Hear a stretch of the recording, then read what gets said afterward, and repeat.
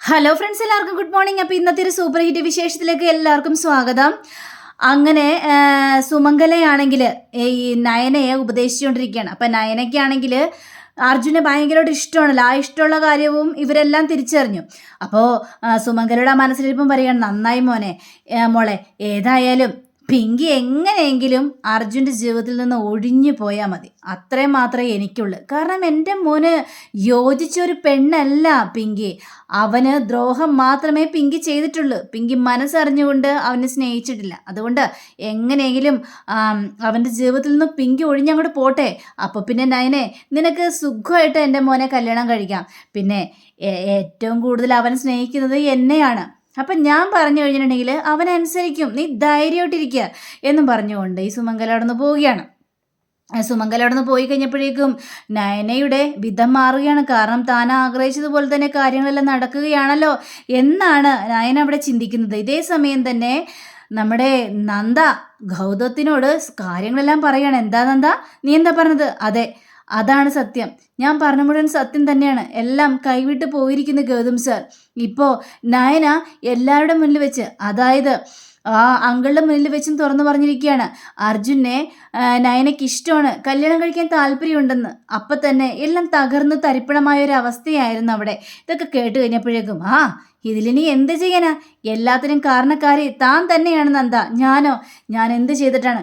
ഞാൻ അപ്പോഴേ പറഞ്ഞതാണ് ഈ കാര്യങ്ങൾക്കൊന്നും വഴിയൊരുക്കി നിൽക്കാനായിട്ട് നിൽക്കരുതെന്ന്. താനല്ലേ പറഞ്ഞത് നയനയോട് കൂടുതൽ അർജുനെ സ്നേഹിക്കാനായിട്ട് പറഞ്ഞുവെന്നും അത് പിങ്കിക്ക് വേണ്ടിയാണെന്നും ഒക്കെ പറഞ്ഞത്. ഇപ്പം എന്തായി? ഞാൻ അപ്പോഴേ പറഞ്ഞല്ലേ ചക്കിന് വെച്ചത് കൊക്കിന് കൊള്ളരുതെന്ന്. ഇപ്പോൾ അതേപോലെ തന്നെ സംഭവിച്ചില്ലേ? അതേ ഗൗതം സാർ, എനിക്കൊരു അബദ്ധം പറ്റിപ്പോയി ഗൗതം സാർ. എല്ലാം എൻ്റെ തെറ്റ് തന്നെയാണ്. ഞാൻ പക്ഷേ ഇങ്ങനെയൊക്കെ ആവുമെന്ന് ഒരിക്കലും പ്രതീക്ഷിച്ചില്ല. പ്രതീക്ഷിക്കണം, ഇങ്ങനെയൊക്കെ ആവുമെന്ന് പ്രതീക്ഷിക്കണം. നമ്മൾ ഒരു കാര്യം ചെയ്യാൻ നേരത്ത് അതിൻ്റെ നല്ലതും ചീത്തതുമായ എല്ലാ കാര്യങ്ങളും നാം അന്വേഷിച്ചിട്ട് വേണം ഓരോ കാര്യങ്ങളും ചെയ്യാനായിട്ട്. അതൊന്നും താൻ ചെയ്തില്ലല്ലോ നന്ദ. ഇപ്പം എന്തായി? ഇപ്പം എല്ലാം താറുമാറായി പോയില്ലേ? ഇതൊന്നും എനിക്ക് വിശ്വസിക്കാൻ പറ്റാത്തൊരു കാര്യമാണ്. അർജുനെയും പിങ്കിയെയും വേർതിരിപ്പിക്കാനായിട്ട് ഞാൻ സമ്മതിക്കില്ല. അല്ലെങ്കിലും ഇത് എവിടുത്തെ ന്യായം? ഇതെന്താ വെള്ളരിക്കപ്പെട്ടണോ? പെട്ടെന്ന് ഒരാൾ ഡിവോഴ്സ് ആണെന്നൊക്കെ പറഞ്ഞു കഴിഞ്ഞിട്ടുണ്ടെങ്കിൽ ഏതായാലും ഒരു കേസ് കൊടുത്താലും നിയമപരമായിട്ട് കല്യാണം കഴിച്ചവരാണിവർ. അപ്പോൾ ഒരാൾ ഡിവോഴ്സിന് ഒരുങ്ങിയാലും ഒരാൾക്ക് ഡിവോഴ്സിന് തയ്യാറല്ലെങ്കിൽ എന്ത് ചെയ്യും? പിന്നെ ഈ കേസ് മുന്നോട്ട് പോകും. പിന്നെ ഒരു വർഷമൊക്കെ കഴിയുമ്പോഴായിരിക്കുമല്ലോ ഡിവോഴ്സ് കിട്ടാനുള്ള നോട്ടീസൊക്കെ വരുന്നത്. ഇത്ര പെട്ടെന്ന് നയനയെ കൊണ്ട് അർജുനെ കല്യാണം കഴിപ്പിക്കാന്നൊക്കെ പറഞ്ഞു കഴിഞ്ഞാൽ അതൊന്നും നടക്കാത്ത കാര്യമാണ് നന്ദ എന്നൊക്കെ പറയുകയാണ്. പക്ഷേ അങ്ങനെ ഒരിക്കലും പറ്റില്ല സാർ. എന്ത് ചെയ്യണമെന്ന് എനിക്ക് അറിയാൻ പാടാത്തൊരവസ്ഥയാണ് സാർ. എന്തെങ്കിലും ഒരു സൊല്യൂഷൻ എനിക്ക് പറഞ്ഞു തരൂ സാർ. ഞാൻ എന്ത് സൊല്യൂഷൻ പറയാനാ? എനിക്കൊന്നും പറയാനില്ല ഈ കാര്യത്തിൽ. കാരണം എനിക്ക് തന്നെ ഒരു 100 പ്രശ്നമുണ്ട് എൻ്റെ പ്രൊഫഷണലായിട്ട്. ഇനി പേഴ്സണലായിട്ടും കൂടി ഈ ഓരോ ടെൻഷനുകളും കൂടി എടുത്തു വയ്ക്കാനായിട്ട് എന്നെക്കൊണ്ട് പറ്റില്ല നന്ദ. താനല്ലേ ഈ ഒരു കാര്യം ചെയ്തത്. അതുകൊണ്ട് താൻ തന്നെ ഈ പ്രശ്നങ്ങൾ തീർക്കാനായിട്ട് നോക്ക്. അല്ലാതെ ഈ കാര്യത്തിൽ എനിക്കൊന്നും പറയാനില്ല. എല്ലാം തൻ്റെ രീതിയിൽ തന്നെ നടക്കട്ടെ. താനാണ് ഇതിനെല്ലാത്തിനും ഉത്തരവാദി. അതുകൊണ്ട് താൻ തന്നെ ഈ പ്രശ്നം തീർത്തേ മതിയാവൂ എന്നും പറഞ്ഞുകൊണ്ടാണ് നമ്മുടെ ഗൗതം അവിടെ നിന്ന് പോകുന്നത്. നന്ദയ്ക്കാണെങ്കിൽ ആകെ അരിശവും വരുന്നുണ്ട്. ഈ നയനയെ തല്ലി ചതക്കാനുള്ള ഒരു അരിശമാണ്. അങ്ങനെ നന്ദ നേരെ നയന ഇരിക്കുന്നിടത്തേക്ക് ഓടി ചെല്ലുകയാണ്. നീ ആരാണ് എന്താണെന്ന് എനിക്കിപ്പം മനസ്സിലായി. എന്താ നീ എന്താ പറഞ്ഞു വരുന്നത്? എന്താ പറഞ്ഞു വരുന്നെന്നാ? നിന്നോട് ഞാൻ അഭിനയിക്കാൻ പറഞ്ഞു. പക്ഷേ നീ മുറത്തിൽ കയറി കുത്തിയല്ലേ. നിന്റെ മനസ്സിലിരിപ്പൊക്കെ ഇപ്പോഴല്ലേ പുറത്തേക്ക് വരുന്നത്. പക്ഷേ അതൊരിക്കലും നടക്കാനായിട്ട് പോകുന്നില്ല നയന എന്ന് പറയുകയാണ്. ഇതൊക്കെ കഴിഞ്ഞപ്പോഴേക്കും നീ എന്താ വിചാരിച്ചത്? നീ അഭിനയിക്കാൻ പറയുമ്പോഴൊക്കെ ഞാൻ അങ്ങോട്ട് തകർത്ത് അഭിനയിക്കുന്ന? ഒരിക്കലുമില്ല. എനിക്ക് അർജുനെ ഇഷ്ടമാണ്. അവനെ കല്യാണം കഴിക്കാൻ എനിക്ക് താല്പര്യമാണ്. പിങ്കിയും അർജുനും തമ്മിൽ യാതൊരു ചേർച്ചയില്ലെന്ന് എനിക്ക് നന്നായിട്ട് തന്നെ അറിയാം. പിങ്കി അർജുനെ വെറുക്കുന്നുണ്ട്. പക്ഷേ ഞാൻ അർജുനെ സ്നേഹിക്കുന്നുണ്ട്. ഒരടുപ്പം എനിക്ക് അർജുനോടുണ്ട്. എനിക്ക് അർജുനെ മറക്കാൻ പറ്റില്ല. പിന്നെ ഞങ്ങൾ ചെറുപ്പം മുതലേ ഇഷ്ടത്തിലായിരുന്നു. പിന്നെ എൻ്റെ അച്ഛൻ്റെ ചില ബിസിനസ്സുകൾ തകർന്നതുകൊണ്ട് മാത്രമാണ് ഞങ്ങൾ തമ്മിലുള്ള ബന്ധം അങ്ങോട്ട് അകന്നു പോയത്. അല്ലെങ്കിൽ ഒരുപക്ഷെ ഞാൻ അർജുനെ കല്യാണം കഴിക്കേണ്ടതായിരുന്നു. അങ്ങനെ ഇരിക്കുകയാണ് പിങ്കിയുടെ കല്യാണം കഴിഞ്ഞതും എൻ്റെ സ്വപ്നങ്ങളെല്ലാം നടക്കാതെ പോയതും. അപ്പോൾ ഇത് കേട്ടുകഴിഞ്ഞപ്പോഴേക്കും നന്ദയാണെങ്കിൽ നീ പറയുന്നത് മുഴുവനും പച്ച കള്ളമാണ് നയന. കാരണം ഒരിക്കലും അർജുൻ നിന്നെ സ്നേഹിച്ചിട്ടില്ല. സ്നേഹിച്ചത് മുഴുവനും പിങ്കിയാണ്. നീ വെറും അടവ് കാണിക്കുകയാണ്. പക്ഷേ നീ അടവ് കാണിക്കുന്നതിലും എന്തൊക്കെയോ കാര്യങ്ങളൊക്കെ ഉണ്ട്. നീ എന്തിന് വേണ്ടിയാണ് ഇങ്ങോട്ട് വന്നത് എന്ന് ചോദിക്കുകയാണ്. അപ്പം ഇത് കേട്ട് കഴിഞ്ഞപ്പോഴേക്കും നയനയാണെങ്കിൽ ഒരുപാട് വർഷങ്ങൾക്ക് ശേഷമാണ് സുമംഗലി അപ്പച്ചിയെ ഞാൻ അമ്പലത്തിൽ വെച്ച് കാണുന്നത്.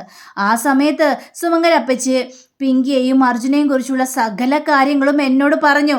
പിന്നെ അവർ രണ്ടുപേരെ ഒന്നിപ്പിക്കാനല്ല, അവർ രണ്ടുപേരെയും പിരിക്കാൻ വേണ്ടി തന്നെയാണ് ഞാൻ ഈ കുടുംബത്തിലേക്ക് കയറി വന്നത് എന്നുള്ളൊരു കാര്യവും നയന അവിടെ തുറന്നടിച്ച് പറയുകയാണ്. ആ ഒരു വർത്തമാനം കേട്ട് കഴിഞ്ഞപ്പോഴേക്കും നന്ദാകെ തകർന്നു പോയി. കാരണം ഇവളുടെ മനസ്സിൽ ഇത്രയും വലിയ വിഷമുണ്ടെന്ന് ഒരിക്കലും വിചാരിച്ചില്ല നന്ദ. അപ്പോൾ നന്ദ പറയാണ്, നിന്റെ മനസ്സിലുള്ള ഒരു ആഗ്രഹവും നടക്കാനായിട്ട് പോകുന്നില്ല. കാരണം ഇപ്പോഴും അർജുൻ സ്നേഹിക്കുന്നത് അത് പിങ്കിയെ തന്നെയാണ്.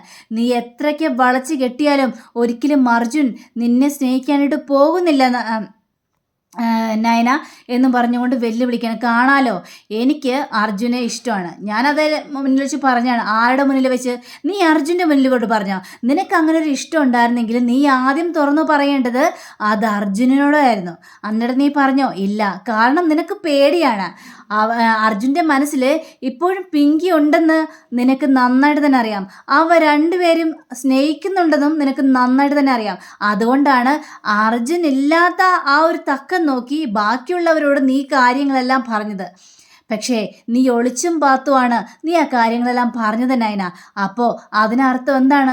നിന്റെ മനസ്സിൽ ഇപ്പോഴും ഭയമുണ്ട്.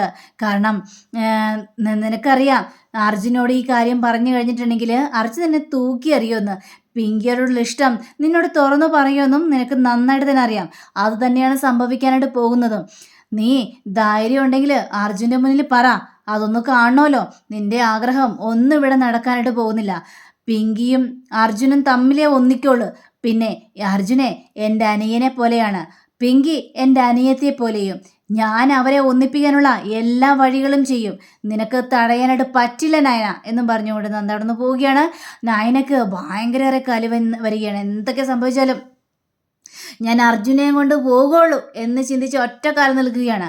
അങ്ങനെ പിന്നീട് ഈ നമ്മുടെ നന്ദ ഈ നയന പറഞ്ഞ കാര്യങ്ങളെക്കുറിച്ചെല്ലാം ആലോചിച്ച് കഴിഞ്ഞപ്പോഴേക്കും നന്ദയ്ക്കാണെങ്കിൽ ആകെ തല പെരുക്കുകയാണ്. ഇനി എന്തത്തിനുള്ളൊരു വഴി എന്നൊക്കെ ആലോചിച്ചാണ് നിൽക്കുന്നത്. അപ്പോഴാണ് പിങ്കി അങ്ങോട്ട് കയറി വരുന്നത്. അപ്പോൾ പിങ്കി നന്ദയോട് പറയാണ്, കൺഗ്രാജുലേഷൻസ് നന്ദ എന്ന് പറഞ്ഞു കഴിഞ്ഞപ്പോഴേക്കും എന്താ നീ ഇങ്ങനെയൊക്കെ പറയുന്നത്? ഓ, മനസ്സിലായി. നീ എന്തിനാണ് നയനെ ഇങ്ങോട്ട് കൊണ്ടുവന്നത് എനിക്ക് ശരിക്കും മനസ്സിലായി. നീയല്ലേ നയനയോട് പറഞ്ഞത് അർജുനനെ സ്നേഹിക്കണമെന്നും അവനോട് ഒരുപാട് അടുക്കണമെന്നും എന്നൊക്കെ നീയല്ലേ പറഞ്ഞത്? പിങ്കി, നീ എന്തൊക്കെയാണ് പറയുന്നത്? അല്ലെങ്കിൽ നീ അങ്ങനെ പറഞ്ഞിട്ടില്ലെങ്കിൽ നിന്റെ ചങ്കത്ത് തൊട്ട് നീ പറ നീ അങ്ങനെ പറഞ്ഞിട്ടില്ല എന്ന്. എങ്കിൽ പിന്നെ ഞാൻ വിശ്വസിക്കാം. അപ്പോൾ നമ്മുടെ നന്ദ ആകെ പകച്ചു നോവുകയാണ്. എന്താ പറയാൻ പറ്റുന്നില്ലല്ലേ? നിനക്ക് പറയാൻ പറ്റില്ല. കാരണം നീ അങ്ങനെ ഒരു കാര്യം ചെയ്തു. നീ നയനയോട് ചെന്ന് പറഞ്ഞു ഇങ്ങനെയൊക്കെ അഭിനയിക്കണമെന്നൊക്കെ അല്ലേ? ഇപ്പോൾ എന്തായി? ഇപ്പം എന്താ സംഭവിച്ചുകൊണ്ടിരിക്കുന്നത്? ഇത് കേട്ടുകഴിഞ്ഞപ്പോഴേക്കും ഒരിക്കലും അങ്ങനെ ഒന്നും സംഭവിക്കാനായിട്ട് പോകുന്നില്ല.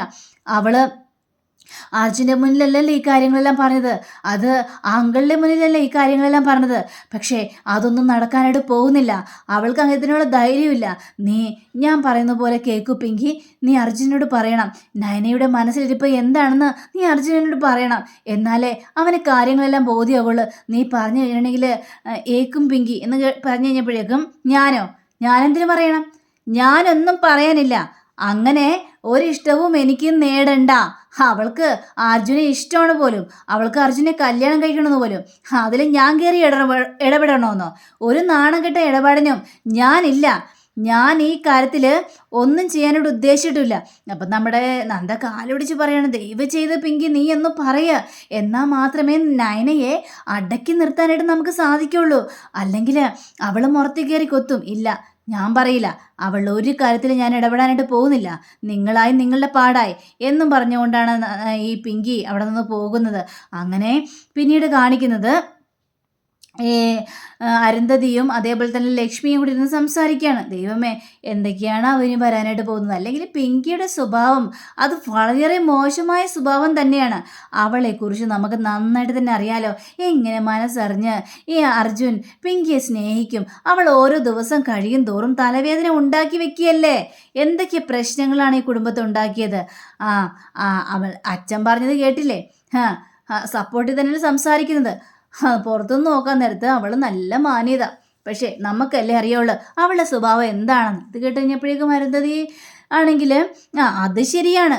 കാരണം ഭർത്താവ് ഉപേക്ഷിച്ചു പോയ ഒരു പെണ്ണ്, ആ പെണ്ണ് ഈ കുടുംബത്തിൽ തന്നെ ഭർത്താവിനെ കാത്ത് തപസ്സിരുന്നു. അതിനുശേഷം ഭർത്താവ് വരുന്നു, നിഷ്കളങ്കായ പെണ്ണ്, കുടുംബത്തിൽ ഒരു പ്രശ്നം ഉണ്ടാക്കാത്ത പെണ്ണ്. അങ്ങനെയൊക്കെയല്ലേ അച്ഛനും ചിന്തിക്കുള്ളൂ. അത് സ്വാഭാവികം. പക്ഷേ അവൾ എന്താണ് ഏതാണെന്നൊക്കെ നമുക്കല്ലേ തിരിച്ചറിയുള്ളൂ. ഇനി എന്ത് ചെയ്യും അവരുടെ കാര്യത്തിൽ? എന്ത് ചെയ്യുമെന്ന് ആലോചിച്ചിട്ട് ഒരു എത്തും പിടിയും കിട്ടുന്നില്ല. അപ്പോഴാണ് നന്ദ അങ്ങോട്ട് കയറി വരുന്നത്. ഞാൻ പറയാം എന്ത് ചെയ്യണമെന്ന്. അപ്പോൾ ഇവർ രണ്ടുപേരും ആന്തിച്ച് നോക്കി നിൽക്കുകയാണ്. ഞാൻ പറയാം. ഇനിയിപ്പോൾ ഞാൻ പറയുന്നത് നിങ്ങൾ വിശ്വസിക്കോ ഇല്ലേന്നറിയില്ല. പക്ഷേ എന്നാലും ഞാൻ പറയും പറയേണ്ട കാര്യങ്ങളെല്ലാം. എന്താ മോളെ, നിനക്ക് എന്താ പറയാനുള്ളത്? ഞാൻ പറയുന്ന കാര്യങ്ങളെല്ലാം നിങ്ങൾ ശ്രദ്ധിച്ച് കേൾക്കണം. ഇനിയിപ്പോൾ നിങ്ങൾക്ക് മാത്രമേ ഇതിലൊരു പരിഹാരം കണ്ടെത്താനായിട്ട് സാധിക്കുള്ളൂ. അതായത് അരുന്ധതി അപ്പച്ചിക്ക് മാത്രമേ ഇതിലൊരു പരിഹാരം കണ്ടെത്താനായിട്ട് സാധിക്കുള്ളൂ എന്ന് പറയണം. എന്ത് പരിഹാരം? എന്താണെന്ന് വെച്ചാൽ നീ തുറന്നു പറ. അങ്ങനെ നയനയാണെങ്കിൽ പിങ്കിയുടെയും അങ്കിളുടെയും എല്ലാവരുടെയും മുന്നിൽ വെച്ച് അർജുനെ തനിക്ക് ഇഷ്ടമാണ്, അർജുനെ താൻ കല്യാണം കഴിക്കാൻ താല്പര്യപ്പെടുന്നു എന്നുള്ളൊരു കാര്യവും പറഞ്ഞതൊക്കെ അവിടെ തുറന്നടിച്ച് പറയുകയാണ്. ഇതെല്ലാം കേട്ട് ഇവരാകെ ഞെട്ടിപ്പോവുകയാണ്. മോളെ, നീ പറഞ്ഞ മുഴുവൻ സത്യമാണോ? അതെ, ഞാൻ പറഞ്ഞ മുഴുവൻ സത്യമാണ് അമ്മേ, ഞാൻ പറഞ്ഞ മുഴുവൻ സത്യം തന്നെയാണ്. പക്ഷേ ഒരിക്കലും അർജുൻ നയനയെ സ്നേഹിക്കില്ല. നയനയെ ഒരു ഫ്രണ്ടായിട്ട് മാത്രമേ അർജുൻ കണ്ടിട്ടുള്ളൂ. പക്ഷേ നയനയുടെ മുന്നിൽ ഒന്നും പറയാനായിട്ട് തയ്യാറല്ലല്ലോ.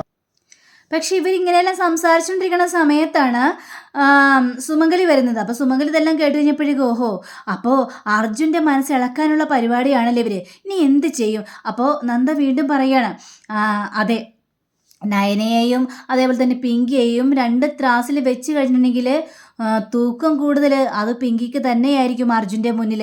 അപ്പോൾ ഇത് കേട്ട ലക്ഷ്മിയാണെങ്കിൽ അത് ശരിയാണ്, അത് മോള് പറഞ്ഞ ശരിയാണ്. കാരണം ഈ അർജുൻ ഒരുപാട് സ്നേഹിക്കുന്നുണ്ട് പിങ്കിയെ. പക്ഷേ അവർ തമ്മിൽ അത് പരസ്പരം തുറന്നു പറയുന്നില്ല എന്നുള്ള ഒരു കാര്യം മാത്രമേ ഉള്ളൂ.